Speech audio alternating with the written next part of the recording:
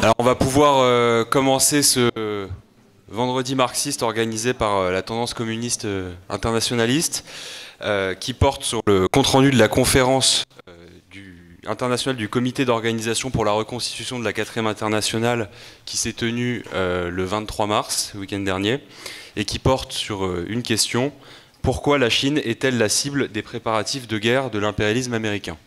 Et je laisse la parole au camarade Daniel qui va rapporter sur la question. Il y a eu en effet plusieurs événements importants dans la semaine écoulée. Le premier de ces événements, c'est la conférence mondiale large qui a réuni des représentants mandatés au total de 45 ou 46 pays, qui a été préparée également dans d'autres pays, et dont le thème était conférence internationale contre la guerre impérialiste globale. Dans le cadre de cette conférence, il y a eu le meeting auquel je suppose beaucoup d'entre vous avaient participé vendredi de la semaine dernière. Je ne vais pas revenir sur ces éléments. Pour ceux d'entre vous qui avaient manqué le meeting, il y a une vidéo qui est disponible sur YouTube. Je voudrais simplement rappeler que cette conférence s'est conclue par un appel qui est publié dans le dernier numéro de la Tribune des Travailleurs, et que cet appel titré « À bas la guerre, à bas l'exploitation » invite à se regrouper à l'échelle internationale, à la fois contre le chauvinisme, le racisme, toutes les formes de discrimination, pour le retrait de toutes les troupes d'occupation de l'Ukraine à la Palestine. C'est un appel qui affirme la nécessité d'utiliser les budgets militaires pour les affecter aux besoins de première nécessité, qui s'oppose aux préparatifs de guerre contre la Chine, dont la seule motivation sont les intérêts de Wall Street, qui revendique l'indépendance du mouvement ouvrier, qui condamne tout vote des députés qui parlent au nom des travailleurs en faveur des crédits de guerre et de l'envoi des troupes, etc. Vous l'avez lu, vous le lirez, vous pourrez vous associer à cet appel si vous le jugez nécessaire. Mais je pars de cela parce que la décision pratique de la conférence a été que cet appel est en train d'être traduit. Il est déjà traduit dans 20 langues. Il le sera davantage pour être diffusé dans 50, 60, 80 pays peut-être le jour du 1er mai comme expression d'une position internationale commune de travailleurs et de militants, quelle que soit la langue, la latitude, la culture, la religion pour ceux qui en ont, et qui manifestera le point de vue partagé, internationaliste de camarades de ces différents pays et différents continents. Alors, dans le prolongement de cette conférence internationale qui s'est tenue vendredi 21 et samedi 22, c'est donc tenu en une journée, le dimanche 23, une rencontre à l'initiative du Corki. Tous les camarades ne savent peut-être pas précisément ce qu'est le Corki, qui est un sigle un peu barbare peut-être. Donc le Corki, c'est le comité d'organisation pour la reconstitution de la 4e internationale, c'est-à-dire que nous estimons indispensable de reconstituer la 4e internationale qui a été fondée par des militants de différents pays, et notamment par Léon Trotsky en 1938, qui a connu des crises, et d'où la nécessité de sa reconstitution. Les fondements du combat pour la 4e internationale, je ne veux pas les résumer outre mesure, mais enfin, fondamentalement, d'abord, c'est de reconnaître que la crise du système capitaliste entraîne l'humanité sur la voie d'une barbarie croissante, qu'il n'y aura pas de solution dans le cadre de la survie de ce système capitaliste, qui met à l'ordre du jour le combat pour une autre organisation de la société, pour la socialisation des moyens de production. Le fondement de l'existence de la 4e internationale, c'est la revendication de la continuité du mouvement ouvrier depuis la première internationale, fondée en 1864, avec notamment Marx, Engels et d'autres courants du mouvement ouvrier, puis la 2e internationale, qui a constitué très largement des partis ouvriers de masse, notamment sur le continent européen, à la fin du XIXe siècle. C'est la continuité de la 3e internationale, fondée dans le sillage de la victoire de la Révolution d'octobre 1917, notamment avec le parti bolchevique de Lénine et Trotsky. C'est donc la continuité qui s'exprime aujourd'hui. Et cela repose également sur la compréhension qu'il est nécessaire de construire un parti ouvrier révolutionnaire pour permettre à la classe ouvrière de s'émanciper et de faire prévaloir ses intérêts.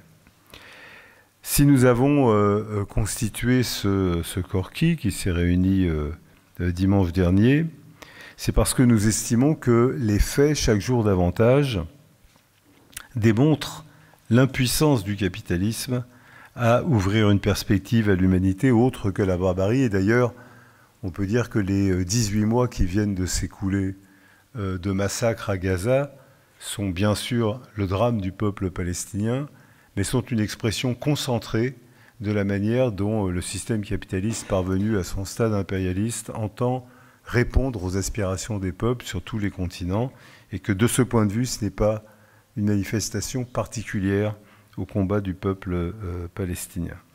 Et puis c'est la compréhension que la survie du capitalisme, pour des raisons qui sont liées aux lois mêmes du capitalisme, cette survie se fait par le recours à des moyens d'entraînement parasitaires de l'économie. Marx disait que l'argent et le machinisme étaient un facteur puissant qui transformait les forces productives en forces de destruction. Rosa Luxembourg ajoutait qu'il en était le même pour l'économie d'armement. Nous sommes d'une certaine manière au cœur du sujet, avec la substitution de l'intelligence artificielle au travail humain et les gigantesques destructions que cela entraîne dans le cadre du système capitaliste, avec les montagnes de capitaux spéculatifs qui dévastent l'économie mondiale, et puis l'économie d'armement. Je ne vais pas faire de dessin aux camarades, nous sommes réellement au cœur de cette situation. Alors, cette quatrième internationale, constituée en 1938, dans le cadre du combat contre le stalinisme triomphant, à l'époque où Staline faisait fusiller par millions les communistes de toute tendance, les militants ouvriers, pas seulement les trotskistes, dans les camps d'internement. Elle s'est constituée en 1938, elle a traversé les épreuves de la guerre. En 1950-53, elle a connu une première crise, puisque certains avaient tiré comme conclusion que finalement il fallait se ranger dans le camp du stalinisme et qu'il n'y avait rien d'autre à faire que de se dissoudre dans les partis communistes. Nous sommes le courant de ceux qui ont résisté à cette dissolution dans le stalinisme, qui ont maintenu le combat pour la quatrième internationale. Et après bien des épisodes, nous sommes de ceux qui avons reproclamé la quatrième internationale en 1993, notamment avec le camarade Pierre Lambert, disparu depuis. Et puis, une nouvelle crise s'est ajoutée aux précédentes, celle de 2015, dont beaucoup de camarades ont connaissance par le fait que le secteur de l'organisation qui nous a exclus à l'époque, en France comme à l'échelle internationale, c'est celui qui depuis proclame qu'il n'y ait pas de perspective en dehors de la France insoumise et de Jean-Luc Mélenchon, dont ils sont devenus une composante. Bien.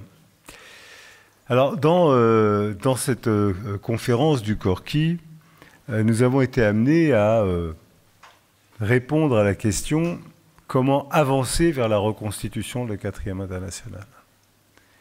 Et avancer vers la reconstitution de la quatrième internationale, ça exige bien sûr, à chaque étape, de vérifier si le programme de la quatrième internationale est vérifié par les événements, et ça exige aussi de construire des organisations sur la base de ce programme. Dans la conférence du Corki, il y avait d'ailleurs de nombreux camarades qui ne sont pas membres du Corki, mais qui ont participé à ces discussions fraternellement avec l'ensemble des camarades présents. Dans la discussion, nous avons, pour essayer de préciser ce que sont les fondements sur lesquels repose le combat pour reconstituer la quatrième internationale, nous avons essayé de délimiter 5 de ces fondements. Le premier, c'est l'impasse du système capitaliste fondé sur la propriété privée des moyens de production. Le deuxième, c'est l'hégémonie qui doit être celle de la classe ouvrière dans les processus révolutionnaires qui se préparent. Le troisième, c'est la nécessité de la défense des organisations ouvrières. Le quatrième, la nécessité de combattre pour l'unité. Et le cinquième, la nécessité de construire un parti. Je ne veux pas évoquer ici ces 5 fondements, ce serait beaucoup trop long. Je voudrais en évoquer un et développer un deuxième. Celui qu'il faut évoquer, c'est pourquoi nous affirmons que le régime fondé sur la propriété privée des moyens de production est engagé dans une impasse dont il ne peut sortir par lui-même. On a déjà répondu à cette question. On y a répondu en particulier dans, si je ne me trompe pas, les 2 ou les 3 précédents vendredis marxistes et, me ralliant aux techniques modernes de communication qui ne sont pas nécessairement mon fort. Je signale donc que ces vendredis marxistes sont disponibles également en vidéo et que donc on peut s'y reporter. Je ne vais pas les refaire ici.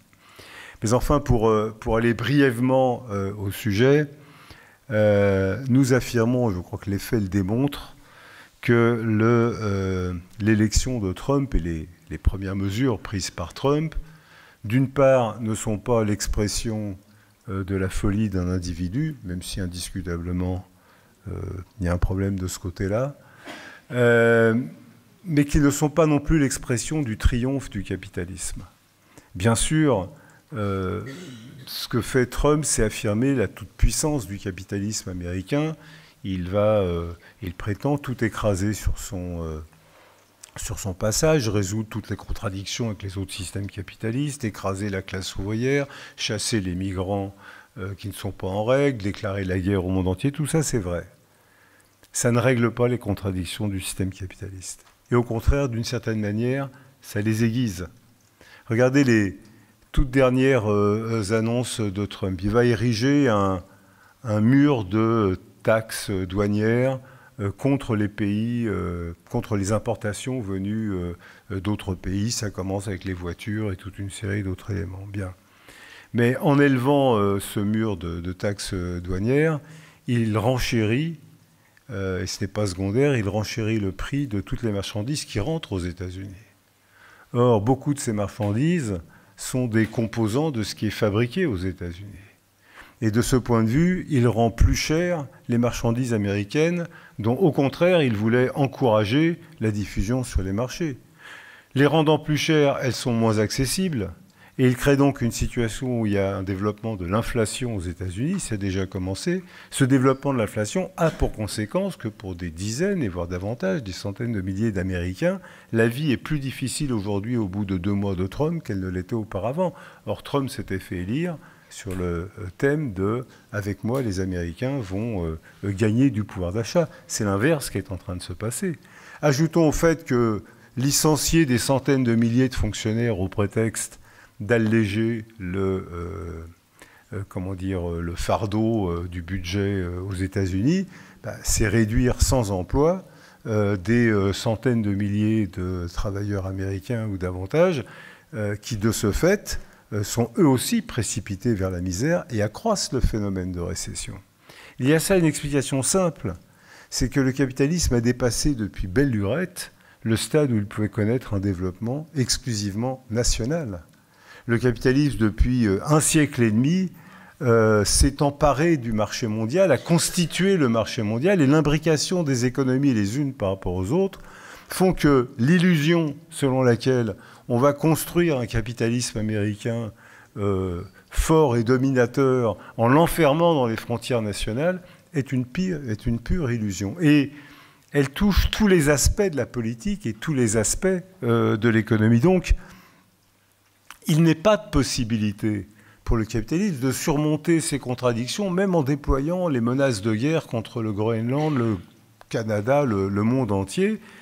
Et ça explique que les zigzags que fait Trump dans sa politique, il les fait parce qu'à un moment donné, il faut malgré tout montrer qu'il y a des résultats, en sachant que sur le fond, ça ne va pas les résoudre, parce que, tout simplement, camarades, parce que la crise du capitalisme, elle a pour racine le fait que le capitalisme a atteint de développement, de capacité de développement, où il est capable de produire des marchandises dans des quantités infiniment supérieures à ce que les marchés ne peuvent absorber. Donc on peut tourner le problème dans tous les sens.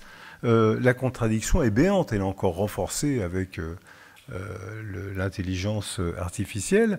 Et aussi longtemps que ce système reposera sur la recherche du profit, et où ce qui guidera ce système, c'est le retour sur investissement profitable pour les capitaux investis, cette contradiction ne fera que s'accroître. Trump met en œuvre une politique qui vise à tenter de surmonter cette contradiction par le pillage pur et simple. Mais même cela a ses limites et a ses contradictions. Alors, on n'est pas les seuls à le dire. J'ai lu récemment une tribune libre dans un journal d'un type qui n'est pas du tout marxiste et qui disait exactement ça. Il disait voilà la raison pour laquelle Trump est obligé de procéder au pillage pur et simple d'autres pays, de continents entiers. Mais même ça ne peut avoir qu'un temps, même si cela, on comprend bien, conduit à la guerre.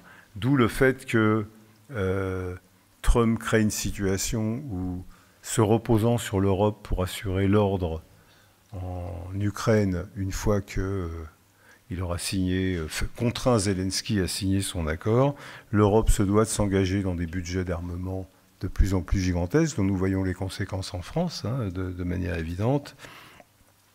La dette publique ne cesse de se développer, les régimes autoritaires de s'étendre, et où la marche à la guerre est à l'ordre du jour partout. Alors de cela, il ne découle nullement, bien évidemment, il ne découle nullement que, pour reprendre cette expression familière, les carottes sont cuites, c'est même l'inverse. Il découle de cela que le combat contre ces mesures, la mobilisation contre ces mesures, ne peut que se développer, à commencer par les États-Unis eux-mêmes, mais aussi dans le monde entier.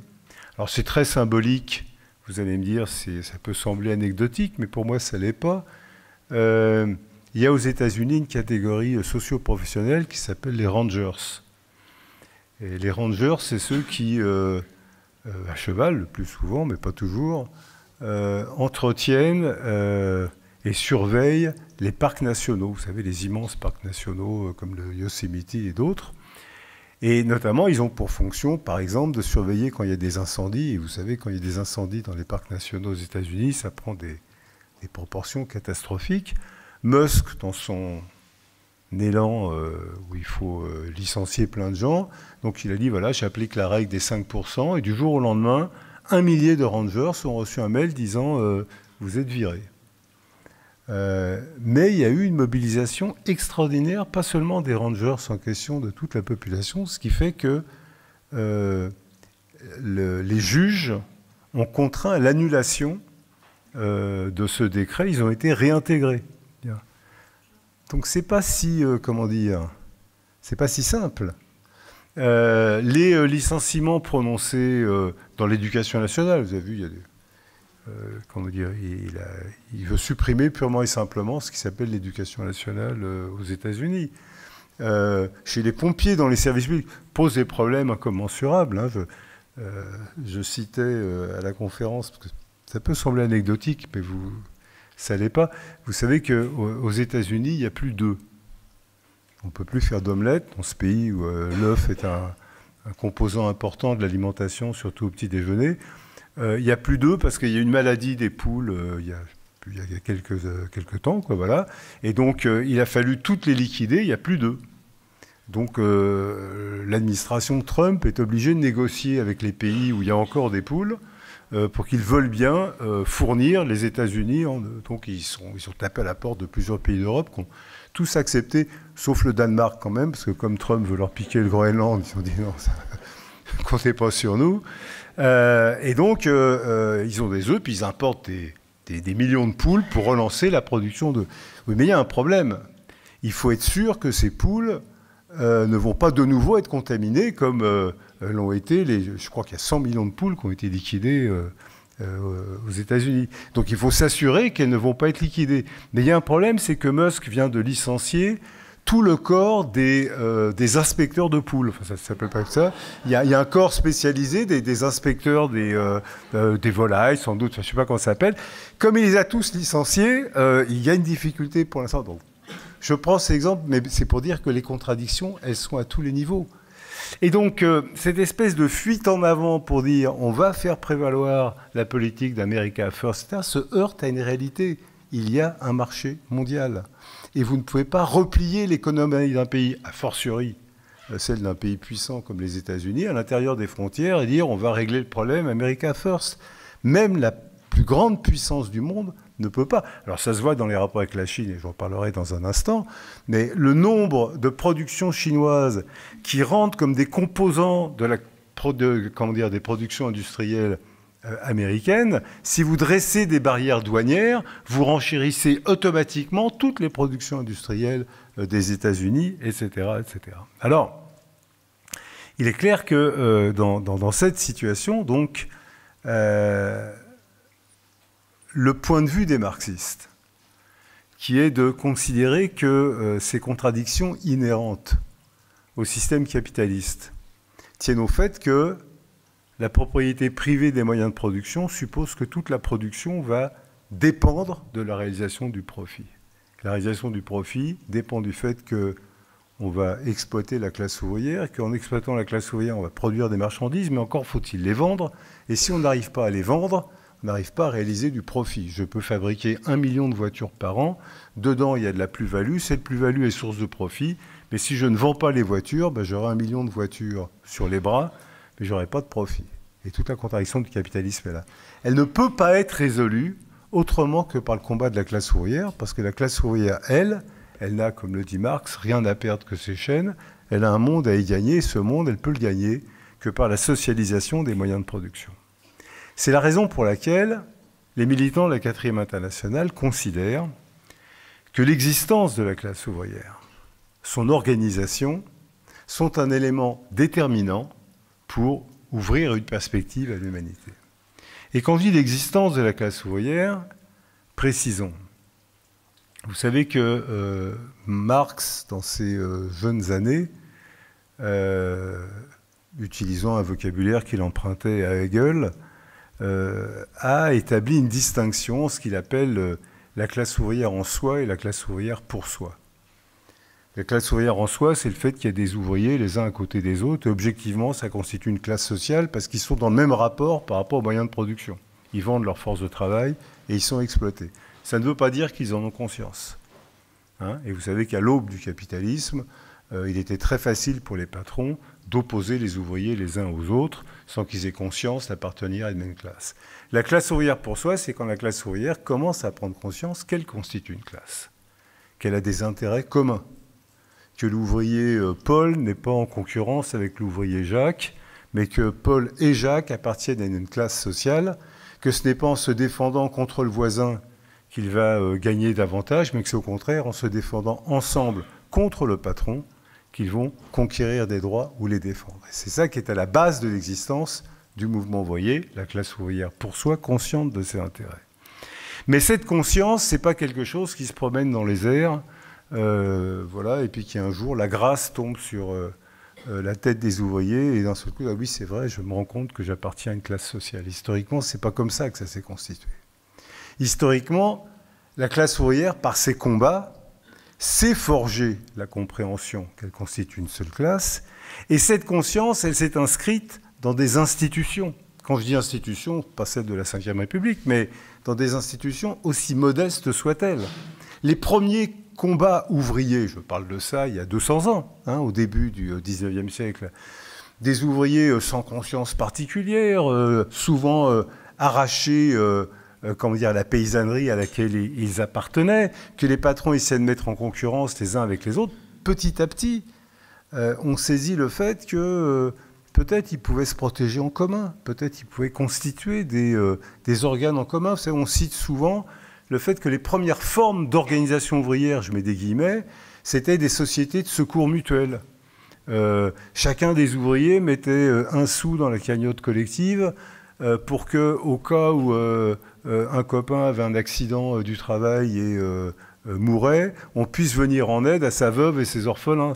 Mais le seul fait de mettre 1 sou de côté pour défendre collectivement la situation d'un camarade en particulier, c'est une forme de prise de conscience collective. On n'est pas une addition d'individus, on est une classe.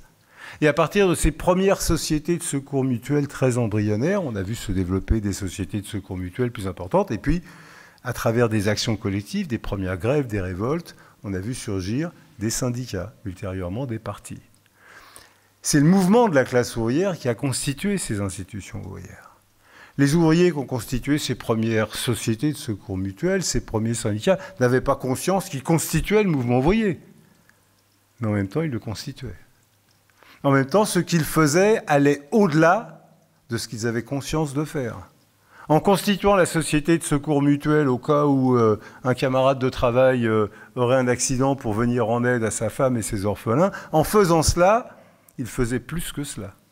Il constituait la classe ouvrière comme classe. Et ce mouvement, qui est celui qui, sous des formes diverses, s'est développé dans tous les pays où le capitalisme s'est développé, des formes diverses mais souvent très voisines les unes des autres, c'est le mouvement qui a vu la classe ouvrière constituer ses premières institutions, ses syndicats, plus tard ses partis, ses mutuelles, ses régimes de protection collective, et aussi gagner par la lutte des garanties collectives. Par exemple, pour nous en France, l'exemple typique, c'est la sécurité sociale. Dans d'autres pays, ça prendra d'autres formes. Mais c'est le produit de l'action ouvrière collective. Eh bien, ces institutions ouvrières, elles ont une importance particulière.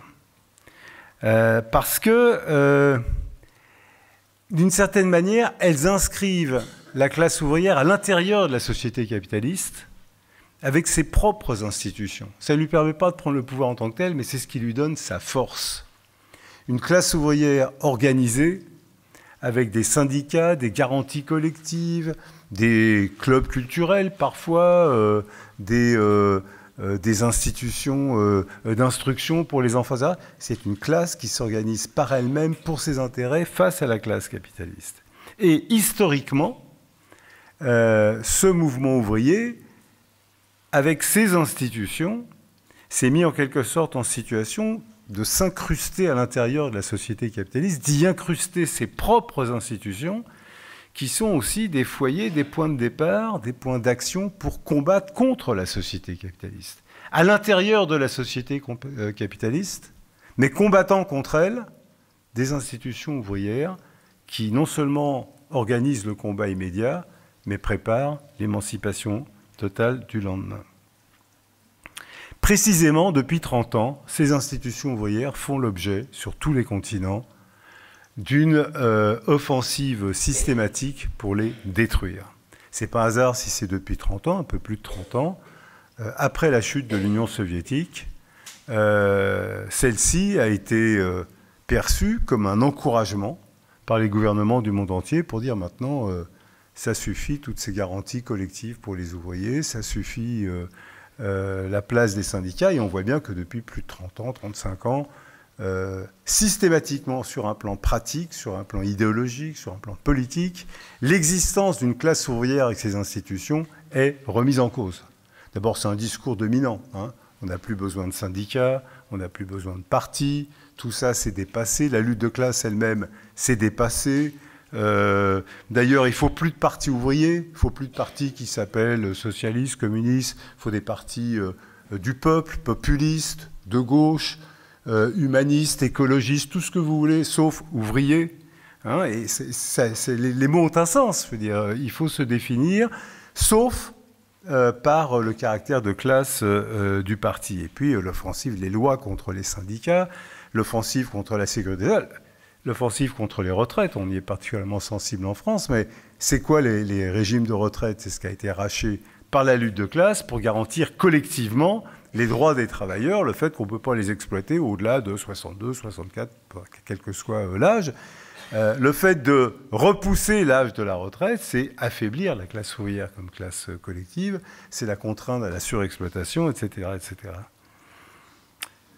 Les marxistes qui combattent pour l'émancipation de la classe ouvrière, pour en finir avec le système capitaliste, considèrent par définition qu'il faut au contraire défendre bec et ongle toutes les institutions qui constituent la classe ouvrière comme classe. À commencer par les syndicats. Et qu'on ne nous dise pas que les dirigeants des syndicats ont une politique, discutable. Ils ont une politique hautement discutable, hautement critiquable. À bien des égards, si on regarde ne serait-ce que la situation en France aujourd'hui, les dirigeants des organisations syndicales font plus, je dirais, ils sont plus orientés sur le fait d'accompagner le gouvernement Bayrou, ou en tout cas de le laisser faire, qu'ils ne sont orientés sur la défense de la classe ouvrière contre les attaques du gouvernement. Mais quand nous disons qu'il faut défendre les institutions de la classe ouvrière, nous ne disons pas qu'il faut défendre les dirigeants, nous ne disons pas qu'il faut défendre la politique des dirigeants, nous disons que ces institutions sont nécessaires, indépendamment des dirigeants. D'ailleurs, beaucoup de camarades ici qui sont des délégués syndicaux le savent d'expérience. Quand les travailleurs veulent engager une action collective, ils se tournent vers le syndicat. En général, le syndicat qui est dans la boîte, ou les syndicats qui sont dans la boîte. Et ils se tournent vers le syndicat parce qu'ils estiment que c'est le rôle du syndicat que de défendre les revendications. Et ils ont raison. Le syndicat, comme institution, est fait pour défendre les revendications, donc pour défendre la classe ouvrière comme classe. Et c'est la raison pour laquelle nous avons estimé qu'on ne peut pas dire qu'on va combattre pour arracher un monde nouveau.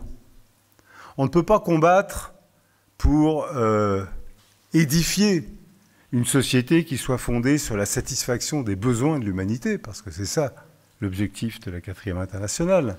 C'est ça ce qu'on appelle le socialisme, c'est-à-dire une société dont, je dirais, le fil à plomb n'est pas la réalisation du profit pour une poignée de profiteurs, de spéculateurs ou de fauteurs de guerre, comme c'est le cas aujourd'hui, mais dont le fil à plomb soit de répondre aux besoins de l'immense majorité et d'ordonner dans tous les aspects, y compris dans les aspects qui relèvent de la protection de l'environnement, etc., d'ordonner la production en fonction des besoins et non pas en fonction de la réalisation du profit. Eh bien, c'est précisément dans cette perspective que nous estimons extrêmement important de défendre les institutions de la classe ouvrière et d'en faire un élément de notre programme, et certainement pas de considérer qu'il est secondaire de défendre ou pas ces éléments. Trotsky, dans un texte consacré à cette question, disait « Celui qui ne sait pas défendre les vieilles conquêtes n'en fera jamais de nouvelles ». Et c'est un point de vue que nous partageons profondément. Celui qui aujourd'hui ne défend pas la sécurité sociale, au prétexte, comme certains courants politiques le disent, que c'est un moyen d'endormir les ouvriers. Non, la sécurité sociale, c'est un moyen pour les ouvriers de rester en bonne santé. Et une classe ouvrière en bonne santé, elle est plus apte à combattre qu'une classe ouvrière malade et incapable de se mouvoir. Par conséquent, la défense des conquêtes, la défense des droits est indissociable du combat pour conquérir de nouveaux droits. Et c'est le sens de cet attachement que nous avons à la défense des vieilles conquêtes. Alors, c'est dans ce contexte que je voudrais aborder la question de la Chine. Parce que on a posé comme question dans l'intitulé de ce vendredi marxiste, pourquoi la Chine est-elle au centre des préparatifs de guerre de l'impérialisme américain? Elle est vraiment au centre. Comment dire, personne ne doit considérer qu'en mettant en garde contre le risque de guerre déclenchée par l'impérialisme américain contre la Chine, nous serions en train d'exagérer. Pas plus tard qu'aujourd'hui, il y a eu je ne sais quelle déclaration, je crois, du secrétaire d'État américain en direction des Philippines, qui a dit au gouvernement philippin « Tenez bon, sachez qu'à la moindre provocation de la Chine, on sera là, on vous aidera à les attaquer, vous allez voir ce qui va se passer. » Donc c'est tous les jours, tous les jours, tous les jours. C'est une réalité.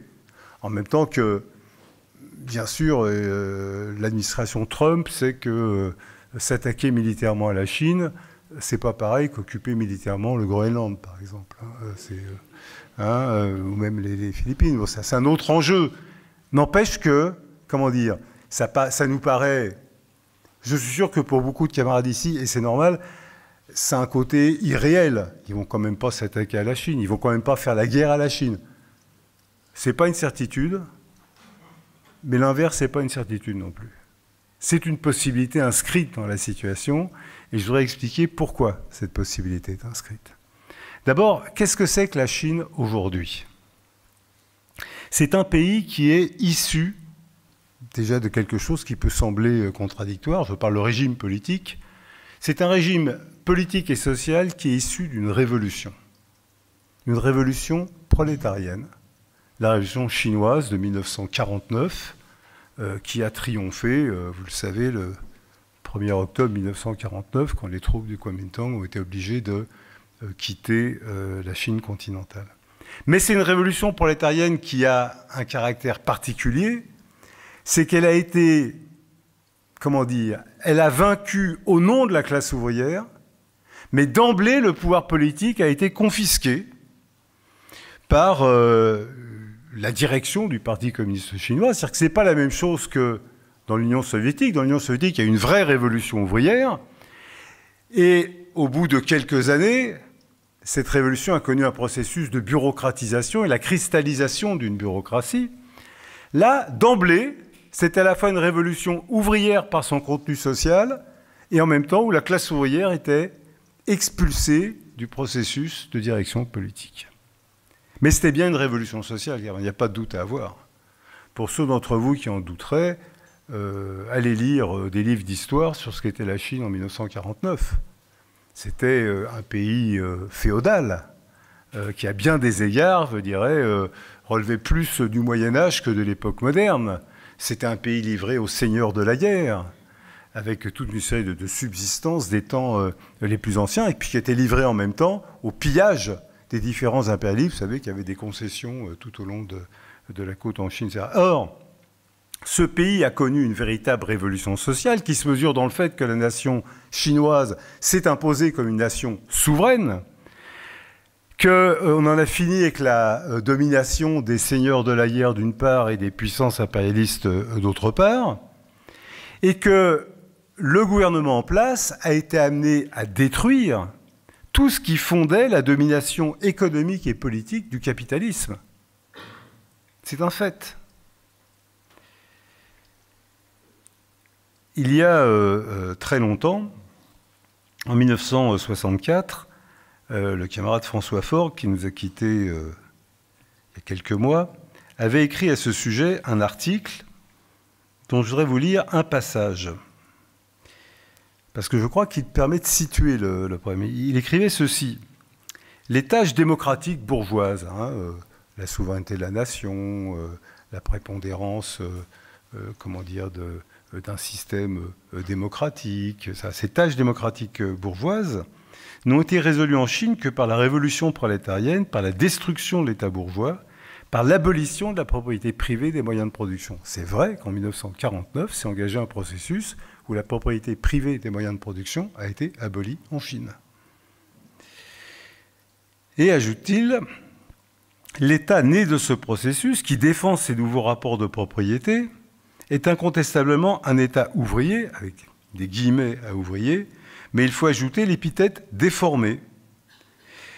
Et il faut ajouter cette épithète, non pas pour dire qu'il existe en Chine quelques traits déplaisants, mais dire que l'État chinois est un État ouvrier déformé, c'est définir sa structure politique, affirmer que la classe ouvrière est évincée du pouvoir, car elle n'a aucun moyen de l'exercer, et qu'elle est privée de tout contrôle sur les décisions de ce pouvoir. En d'autres termes, il n'y a pas en Chine de démocratie prolétarienne, démocratie qui ne pourrait exister qu'avec des organismes de pouvoir émanant directement de la classe ouvrière, les comités, les soviets, etc. C'est tout le paradoxe de cette révolution chinoise de 1949, qui socialement donne le pouvoir à la classe ouvrière, mais qui politiquement le confie à une direction bureaucratique au-dessus de la classe ouvrière. Mais ça, c'était 1949. L'article de François, c'est 1964. Nous sommes en 2025. Aujourd'hui, camarades, la Chine est devenue la deuxième puissance économique mondiale et le disputant dans bien des domaines à la première puissance économique mondiale. Elle est en capacité de concurrencer le principal pays, la principale économie capitaliste dans bien des domaines. Vous avez sans doute en mémoire l'épisode auquel j'avais consacré un petit bout d'éditorial de la Tribune des Travailleurs il y a quelques semaines, l'épisode de DeepSeek. Comment dans cette histoire d'intelligence artificielle, sur laquelle mes compétences sont plus que limitées, mais comment DeepSeek, cette entreprise chinoise, surgissant d'un coup sur le marché de l'intelligence artificielle et affirmant être capable de mettre en mouvement des processus d'intelligence artificielle plus rapides, plus efficaces, infiniment moins chers que les entreprises concurrentes américaines, s'est vu en l'espace de quelques heures occuper des positions dominantes sur le marché de l'intelligence artificielle. Les actions de, je ne sais plus quoi, ChatGPT ou je ne sais pas quoi, se sont cassées la figure en quelques heures sur les marchés. Une vraie menace pour ce qui est un secteur extrêmement important pour l'économie américaine. Que de chemin parcouru depuis la Chine de 1949, camarades, pour être devenue cette puissance qui peut le disputer dans ce domaine et dans beaucoup d'autres à l'économie américaine. Un chiffre nous permet de mesurer ce qui s'est passé. En 1949, au moment où la révolution l'emporte en Chine, la Chine comporte en tout et pour tout 8 millions de salariés, sur plusieurs centaines de millions d'habitants. J'ai plus le chiffre en tête, mais c'est 300 ou 400 millions. C'est-à-dire que c'est un pays socialement avec une majorité écrasante de paysans.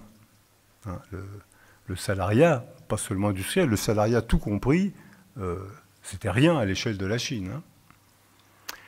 La Chine est passée de 8 millions de salariés en 1949 à 580 millions de salariés en 2019.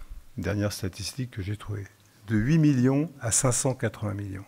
C'est aujourd'hui la classe ouvrière la plus nombreuse du monde entier. Il y a beaucoup plus de salariés en Chine qu'il y en a aux États-Unis ou dans d'autres pays. Or, du point de vue des marxistes que nous sommes, un critère essentiel pour mesurer l'évolution des sociétés, c'est leur capacité à développer les forces productives. Hein, l'évolution du genre humain depuis l'aube de l'humanité, depuis que nos ancêtres se sont redressés sur leurs pattes arrière, et ça fait déjà très longtemps, mais cette évolution se mesure dans la capacité à faire progresser les forces productives depuis le geste de celui de nos ancêtres qui a eu l'idée d'utiliser un os ou un bout de bois pour prolonger l'action de son bras et en faire le premier outil rudimentaire, jusqu'à l'intelligence artificielle aujourd'hui. Bien sûr qu'il y a une grande différence technologique, mais dans la fonction, il n'y a pas de différence fondamentale. Chaque fois, ça développe la force productive. Et bien évidemment que la force productive d'un ingénieur ou d'un technicien derrière son ordinateur doté de l'intelligence artificielle est des milliards de fois supérieure à ce qu'était la force productive de son ancêtre,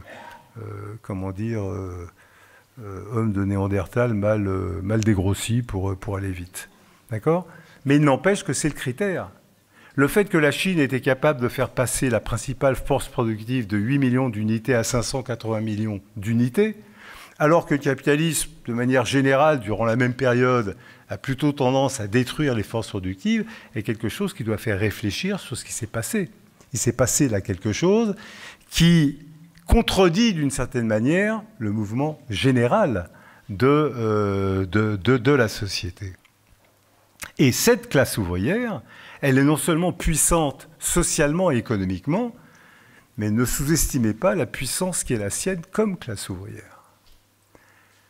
Certes, les ouvriers ne se voient pas reconnaître en Chine le droit d'avoir des organisations ouvrières indépendantes. Certes, ils ne leur auraient pas reconnu le droit de constituer leur propre syndicat.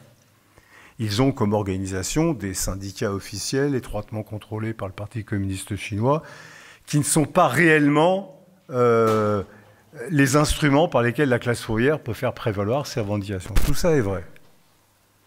N'empêche qu'il y a chaque année des milliers de grèves en Chine. Les autorités elles-mêmes reconnaissent, je ne sais plus quel terme, c'est les incidents de masse. Hein, les incidents de masse, voilà, dans le langage bureaucratique, ça s'appelle des incidents de masse. Alors, les incidents de masse, c'est soit une très grosse grève avec des milliers d'ouvriers en grève, soit même des manifestations, soit même des émeutes. Chaque année, la bureaucratie chinoise établit une statistique qui est bien évidemment en dessous de la réalité. Je crois que sur l'an dernier, il y avait plus que 1500 incidents de masse dénombrés par la bureaucratie chinoise. La classe ouvrière, malgré toutes les entraves à son organisation, elle est là, elle agit, elle réagit. Souvent, elle obtient un certain nombre de reculs, hein, malgré le pouvoir bureaucratique et la répression. Ce qui fait qu'aujourd'hui, d'une des nations les plus arriérées économiquement du monde qu'elle était en 1949, la Chine est aujourd'hui devenue la deuxième puissance économique du monde, le disputant dans bien des domaines, et notamment du point de vue de l'essor des forces productives à l'impérialisme américain. C'est même si vrai qu'un camarade m'a envoyé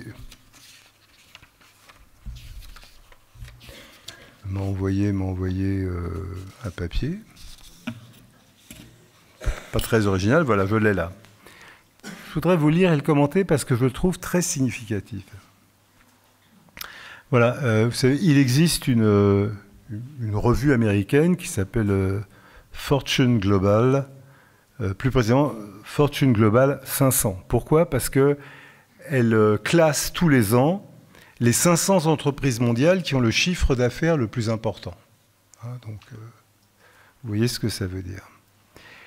Et le camarade qui m'envoie le papier me donne deux indications que je trouve très intéressantes. D'abord, il y a une... comment dire? Il y a une comparaison. En 2015, sur les 500 premières entreprises mondiales, les États-Unis en comptaient 127. Et ces 127 généraient, je vous passe le nombre de milliards de dollars, mais généraient 27% du total des revenus de ces 500 entreprises et même 11% du produit intérieur brut mondial. Vous imaginez la puissance de ces 127 entreprises. À elles seules, elles généraient 11% du produit intérieur brut mondial. À l'époque, la Chine, elle, comptait 98 de ces 500 entreprises, ce qui est déjà beaucoup, qui généraient 19% du total des 500 et 8% du PIB mondial. Aujourd'hui, 2024, les États-Unis sont passés de 127 à 141 entreprises sur les 500, donc c'est-à-dire que leur puissance relative s'est encore renforcée. Hein, c'est pas étonnant, on voit bien comment le capitalisme américain aspire toute une série de productions par rapport au capitalisme concurrent, et génère 32% du total des 500, mais toujours 11% du PIB mondial. La Chine, elle, en compte désormais 128 au lieu de 98, donc se rapprochant beaucoup des 141 des États-Unis, génère 26% du total des 500, se rapprochant des 32% des États-Unis, et 9% du PIB mondial, c'est-à-dire ayant gagné 1 point de PIB mondial. Donc première constatation, dans une évolution sur 9 ans, si on prend les deux courbes, la courbe de ce que représentent les plus importantes des entreprises américaines, c'est une courbe ascendante. La courbe des plus importantes entreprises chinoises est ascendante, mais elle monte plus vite. Et si on dessinait la projection de ces deux courbes, il y a un moment déterminé, si elle n'était pas modifiée, la courbe chinoise croiserait et dépasserait la courbe des États-Unis. Ce qui est déjà un élément d'explication sur l'acharnement de Trump à dire nous ne pouvons pas tolérer le développement de l'économie chinoise. Mais il y a un deuxième élément qui est intéressant, c'est que Fortune, qui est donc une revue capitaliste, signale que pour la plupart de ces entreprises, je cite, elles sont contrôlées à 50% ou plus par le gouvernement chinois. Par conséquent, contrairement à ce qu'on veut bien nous faire croire parfois, la Chine est devenue un pays où le capitalisme l'emporte, où les capitaux privés l'emportent sur la propriété d'État. La revue américaine elle-même vous dit que l'économie chinoise croît plus vite que l'économie des États-Unis et qu'elle est dominée pour la quasi-totalité par des entreprises possédées en majorité par l'État chinois et donc qui relèvent de la propriété d'État et non pas de la propriété privée des moyens de production. Ça, ce sont des faits, on peut bien sûr les interpréter comme on veut, mais ce sont des faits extrêmement importants. Parce que ça amène à la question, qui dirige la Chine? Qui dirige l'économie chinoise aujourd'hui? Qui dirige cette économie capable d'une telle croissance?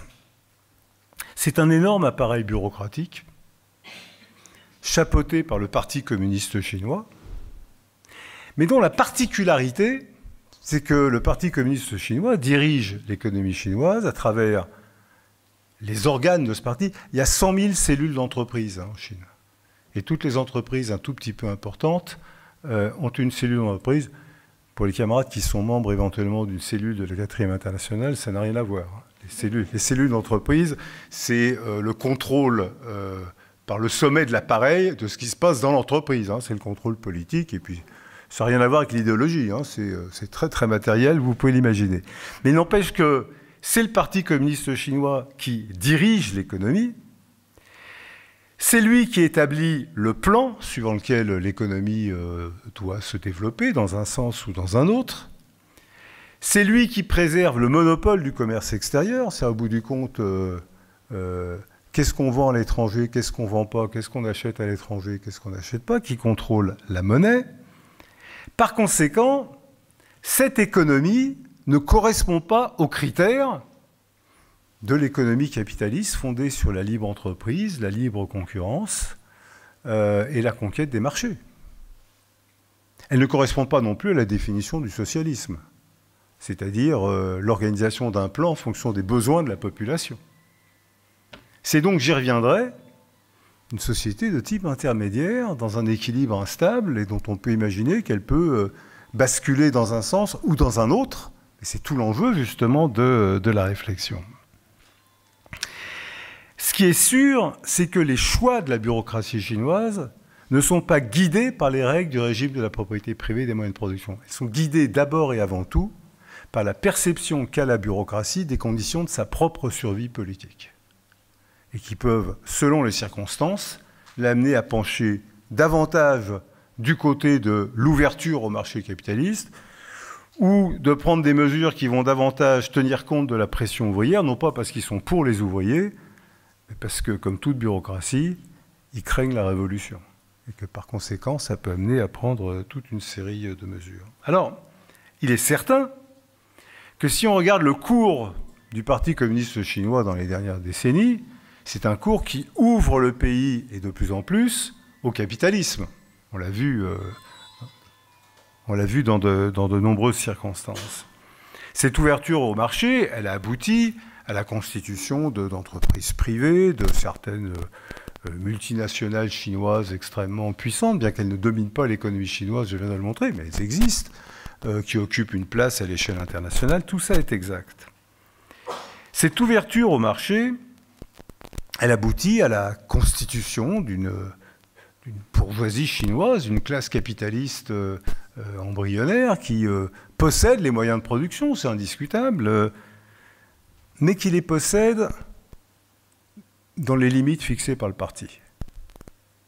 Et on a vu à plusieurs reprises dans les dernières décennies tel multimilliardaire à la tête d'une multinationale chinoise se retrouver du jour au lendemain, passer du jour au lendemain du statut de multimilliardaire chinois à prisonnier dans une geôle obscure d'une prison chinoise. C'est arrivé à plus que l'un de ces magnats, quitte à ressortir après, ou pas. Ça dépend des circonstances.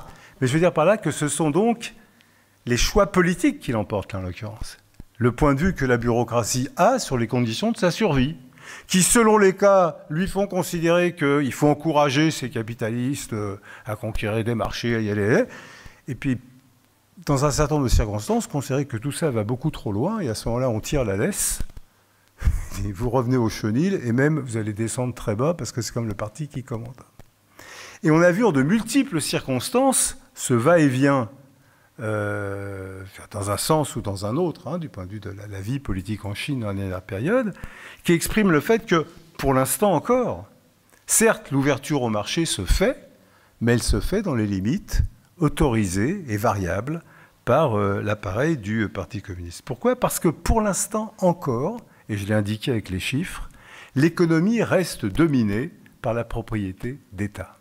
Alors certes, il y a des statistiques qui vous disent que 90% des entreprises en Chine relèvent de la propriété privée. C'est vrai. C'est vrai si on compte parmi les entreprises toutes les échoppes tenues par un individu avec son commis ou d'autres, etc. Oui. Mais quand on regarde la réalité de la vie économique, les choses, je l'ai dit, sont, malgré tout, restent dominées par la propriété d'État. Alors, ça pose un problème au capitalisme américain, camarades. Parce que les règles ne sont pas les mêmes. Le capitalisme américain, avec Trump ou avec Biden, et d'ailleurs tous les capitalistes, les règles sont celles du marché. Il faut exploiter les ouvriers, produire des marchandises, trouver dedans de la plus-value, la réaliser sur le marché, etc., etc. Le gouvernement chinois peut décider de vendre à perte.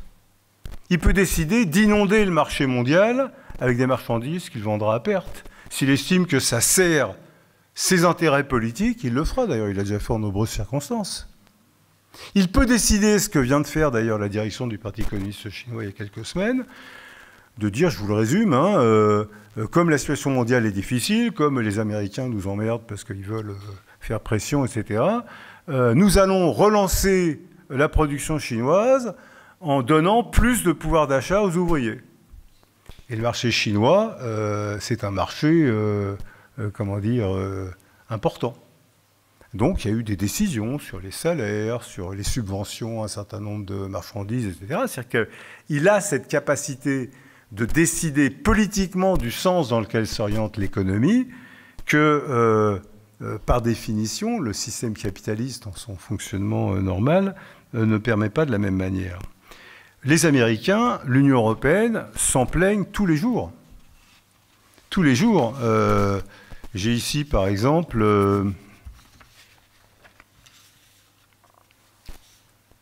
c'est quoi voilà. C'est une communication de la Commission européenne d'avril dernier qui dénonce, je cite, l'impact de la planification étatique sur la Chine. Ils ont publié un rapport de 700 pages, pour détailler l'impact de la planification étatique de la Chine sur les secteurs de l'acier, de l'aluminium, des télécommunications, etc. Selon l'étude faite, les subventions accordées par la Chine à ces entreprises sont de 3 à 9 fois supérieures à celles accordées par les pays capitalistes. Donc en gros, les capitalistes européens disent c'est pas juste, vous faussez les règles. Et en faussant les règles de cette manière, vous rendez vos entreprises et vos marchandises compétitives par rapport aux autres, vous jouez pas le jeu. Et jusqu'à un certain point, ils jouent le jeu, mais ils faussent le jeu. C'est vrai, c'est cette réalité.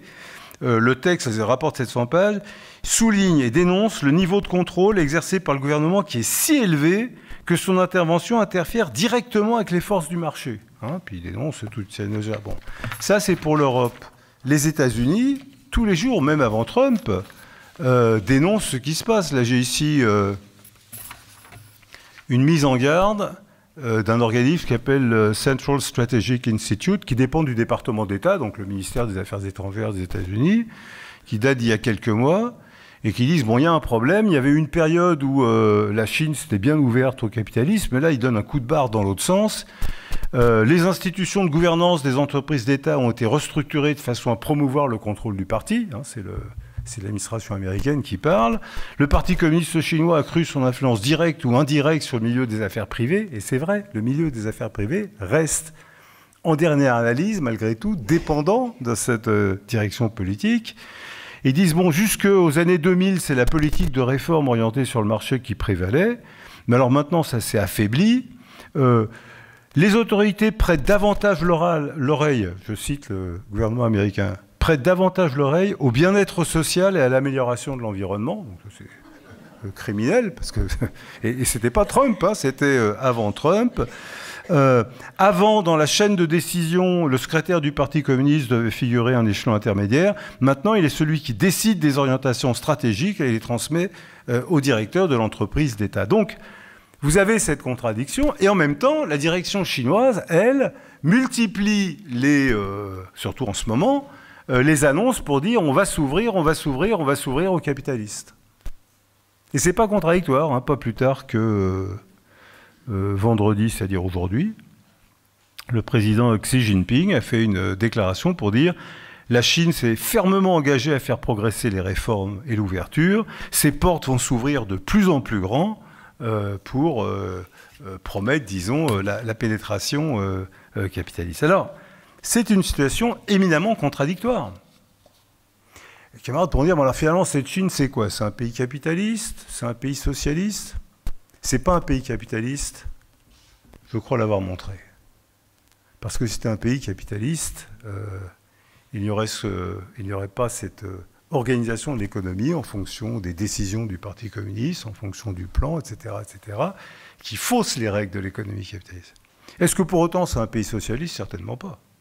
Parce que son économie et sa politique ne sont pas guidées par la satisfaction des besoins de la classe ouvrière. La classe ouvrière n'y intervient pas comme telle. Même si le gouvernement agit au nom de la classe ouvrière, mais la classe ouvrière, je l'ai dit, elle a été expropriée politiquement en 1949, elle l'est toujours aujourd'hui. Il est clair que la bureaucratie, elle cherche à consolider son pouvoir,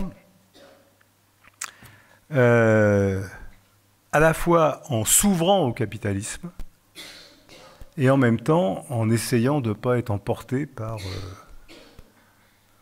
par la tornade en quelque sorte. Il faut qu'elle se préserve et en même temps, comme elle n'a aucune confiance dans la classe ouvrière, elle ne compte pas sur les travailleurs du monde entier pour défendre les conquêtes de la révolution chinoise. Donc s'il fallait essayer de donner une définition de la Chine, ce serait très compliqué. Hein. Ce qui est sûr, c'est que les statistiques que j'ai indiquées tout à l'heure témoignent de l'énorme supériorité des formes étatiques et collectives de l'économie chinoise. Énorme supériorité sur les formes capitalistes. Mais cette supériorité en tant que telle ne règle pas la question de savoir qu'est-ce qui, dans les tendances en cours, va l'emporter, la tendance vers une économie planifiée ou la tendance vers l'ouverture complète au capitalisme. Il reste certain qu'à ce stade, la nationalisation du sol, des moyens de production, des transports, des échanges, le monopole du commerce extérieur continue à former les bases de la société chinoise. Cet acquis issu de la révolution prolétarienne suffit à définir la Chine comme un État ouvrier, même déformé, pour reprendre la formule de François dans son article de 64. La bureaucratie essaye de défendre par ses propres méthodes les conquêtes de la révolution, mais elle le fait d'une manière qui les affaiblit, qui les livre à l'adversaire de classe et qui, à terme, les menace de destruction. Nous sommes dans cette situation paradoxale où les moyens de production appartiennent à l'État, mais l'État appartient en quelque sorte à la bureaucratie. Les choses peuvent évoluer dans un sens ou dans un autre.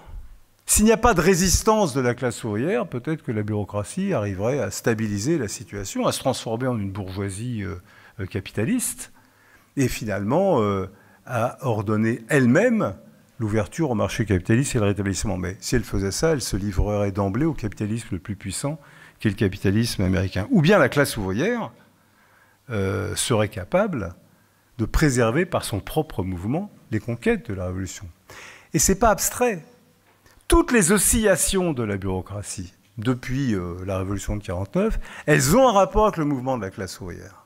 À plusieurs reprises, la bureaucratie chinoise a réprimé la classe ouvrière et ensuite pris des mesures pour éviter que le processus d'organisation ouvrière n'aille trop loin. Ces fameux incidents de masse dont je parlais tout à l'heure. Certes, elle a ouvert le pays à la pénétration capitaliste. Mais pour l'instant, c'est elle qui garde le contrôle de la situation. Ce n'est pas la classe capitaliste. C'est la raison pour laquelle Trump dit « nous ne pouvons plus tolérer cette présence chinoise ». D'abord parce que la concurrence elle-même, je l'ai indiqué tout à l'heure dans les courbes qui risquent de se croiser, menace l'économie américaine. Et c'est la supériorité de rapports de propriété qui ne sont pas capitalistes. Et ça, Trump le comprend parfaitement. Et il comprend par conséquent que, aussi longtemps que le capitalisme n'aura pas été réinstauré en Chine, cet immense marché chinois qui échappe à la classe capitaliste internationale est une menace sérieuse. Et quand il voit arriver les produits chinois en concurrence avec les produits américains, il l'exprime. Mais la bureaucratie, la manière dont elle défend la propriété d'État, elle les défend jusqu'à un certain point, c'est une manière qui, d'une certaine manière, contradictoirement, expose cette propriété d'État. Aujourd'hui, on doit considérer que l'issue de la situation en Chine est loin d'être réglée. Les bureaucrates n'ont pas réussi à renverser les rapports sociaux issus de 1949. La classe ouvrière n'a pas réussi à se réapproprier les bases d'une économie étatisée et la mettre à son service. Nous avons affaire à un régime intermédiaire entre capitalisme et socialisme qui peut, si la classe ouvrière prend les choses en main, reprendre sa marche vers le socialisme, et si la classe ouvrière ne les prend pas, qui peut refluer dans les pires conditions chaotiques vers le capitalisme. J'ai les pires conditions chaotiques parce que la bureaucratie chinoise voit bien ce qui s'est passé en ex-URSS à partir de 1989-91, et elle comprend ce qui pourrait se passer en Chine dans des conditions bien pires. Mais répétons-le, la classe ouvrière chinoise est une puissance sociale considérable. Elle n'a pas dit son dernier mot, et nous ne sommes pas les seuls à le dire. La bureaucratie elle-même le comprend. Et elle mesure le danger de la situation. Par conséquent, l'évolution de ces contradictions, pour reprendre une formule que Trotsky utilise à propos de l'URSS en 1935, va se dénouer sur le terrain de la lutte de classe, parce que fondamentalement, ce sont les classes sociales en présence qui vont régler la question de l'avenir de la Chine, aussi bien en présence en Chine qu'en présence à l'échelle internationale. Et c'est pourquoi les menaces de Trump vis-à-vis de la Chine peuvent avoir et ont d'une certaine manière des effets contradictoires. À la fois, la bureaucratie s'en effraie, mais en même temps, pour se préserver, elle peut aussi avoir tendance à se cabrer en quelque sorte, se crisper sur l'économie chinoise elle-même pour ne pas disparaître avec elle. La crise du capitalisme fait qu'aujourd'hui, la coexistence entre les deux systèmes n'est plus possible. Trump dit « Nous allons régler cette question en faisant capituler les dirigeants chinois, en imposant le retour au capitalisme, en faisant la guerre si c'est nécessaire. » Mais la classe ouvrière peut régler la question d'une autre manière. Et c'est en ce sens que la situation chinoise s'inscrit dans les développements de la révolution mondiale. Et c'est la raison pour laquelle, et je reviens au point de départ de ce long détour par la Chine, c'est la raison pour laquelle nous estimons que dans un conflit entre l'impérialisme américain et la Chine, les travailleurs ne peuvent pas être neutres. Il ne s'agit pas de défendre la bureaucratie chinoise. Il s'agit de comprendre que quand Trump veut s'attaquer à la Chine, c'est à la propriété d'État issue de la révolution qu'il veut s'attaquer, non pas aux dirigeants chinois en tant que tels. D'ailleurs, il n'y a qu'à voir comment Trump se fait copain avec Poutine pour voir que la possibilité de devenir ami avec un élément issu de la bureaucratie, en l'occurrence Poutine, agent du KGB, ne lui pose aucun problème, ni moral, ni autre. D'accord ? Mais il s'agit d'abattre une forme de propriété qui échappe au régime de la propriété privée des moyens de production.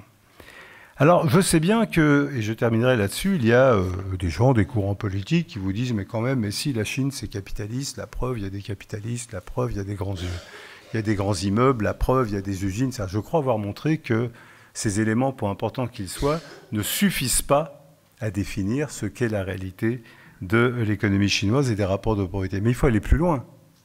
Si la Chine était, comme certains le prétendent, un régime capitaliste, ça poserait pour les marxistes un problème théorique. Nous combattons pour le socialisme parce que nous avons appris, chez Marx, chez Lénine, chez Trotsky, qu'arrivé à un certain stade, le capitalisme n'est plus capable de développer les forces productives, plus capable d'offrir un avenir à l'humanité.